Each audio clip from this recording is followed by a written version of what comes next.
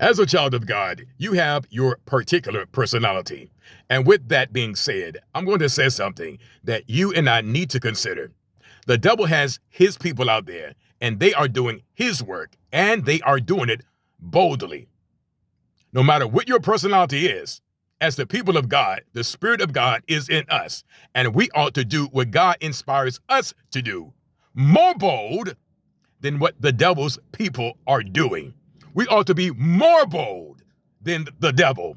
Whatever the devil is doing, we ought to be more bold. Why? Because we are the righteous. The Bible says in the book of Proverbs, chapter 28, verse number 1, the wicked flee when no man pursues. But we, the righteous, we are bold as a lion. We ought to be more bold than the devil.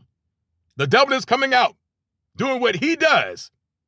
But we ought to be more bold, more outspoken, more loud, more demonstrative. Whatever the devil is doing, we, the people of God, the righteous ones, the chosen ones, the elect, the ones that God has selected, we ought to be more bold than the devil because we have the power of God on the inside of us. We're not going to let the devil's people outdo us. We ought to be more bold out there doing the works of Christ more boldly than just the children of the devil doing the devil's work.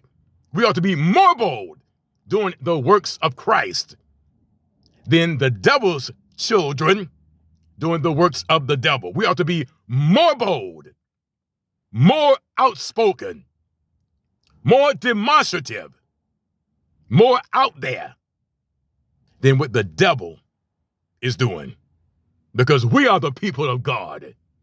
The devil is doomed. He is damned, and he is trying to take as many people with him, and he is inspiring them to do his dirty work. Well, God is in us by his Spirit, inspiring us to do his good works. Let's do it, and let's do it boldly. For we are not ashamed of the gospel of Christ, for it is the power of God to them that believe. Let us go out there and be more bold than the devil.